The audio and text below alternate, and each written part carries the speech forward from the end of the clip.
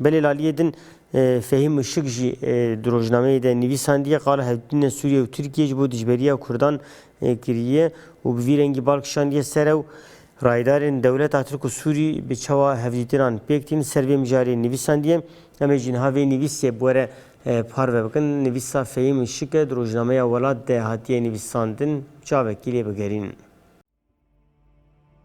Piştî 11 salan di navbera Tirkiye û Sûriyê de hevdîtin çêbûn.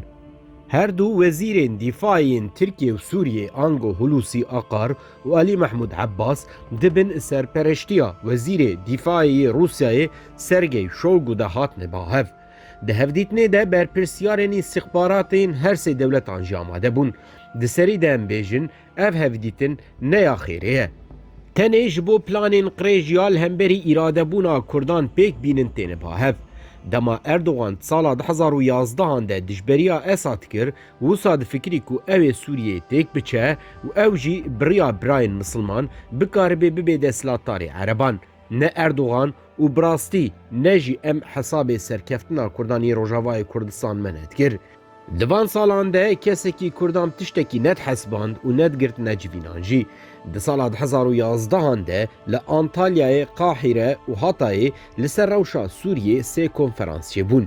Yek Kurdek beşdarî van konferansan nebû. Kurda nikarîbû xwe nêzî van salonan jî bikin. Weke aliyê siyemîn jî nedhatine qebûl kirin, lê Kurdên Rojava hemû plan felişandin, di sala 2012 de şoreşa xwe îlan kirin û desthilatdariya xwe qeyîm kirin. Ev serkeftin tirsa Erdogan mezin kir. Ji ber vê yekê ku ji sala 2018 ve heta niha li pey Esad digerê ku hevdîtina pêk bîne. Bikaribin Kurdan bi hev re têk bibin. Ji bo vê yekê jî beriya hevdîtina 28 Kanûnê li Moskowayê çêbibe, îstixbarata her du dewletan dehan car hatine bahev. Hakan Fidan û Ali Memlûk gelek cara hevdîtin kirin. Heta Erdogan bi xwe ji Putin daxwaz kir ku ew û Esad bîne bahev. Esad vê yekê qebûl nekir. Xwest kêfa serkeftinê ya li hemberî Erdogan bikar bîne. Ji aliyê din ve jî li benda hilbijartina Tirkiyê ma. Lê hin tiştan hesab nekir. Ew jî evin.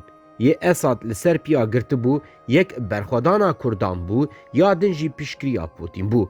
Heger Kurda li ber xwe nedana, li dijî hovîtiya dewleta Tirk parastina şeref û heysiyetê pêk nanîbana, ne Esed dima ne jî Putin dikarîbû Esed biparêzê. Lê diyar e Putin lez dike.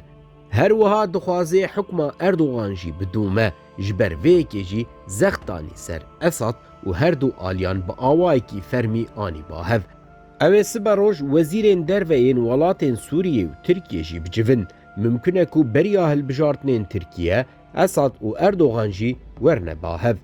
Careke din em vegerine serî. Weke me got, di van hevdîtinan de tu xêra Kurdan tune ye. Her du aliyên ku hilweşiyan e, ev car biriya Rûsyayê piştgiriya hev dikin û dixwazin desthilatdariyên xwe yên xûnavî biparêzin.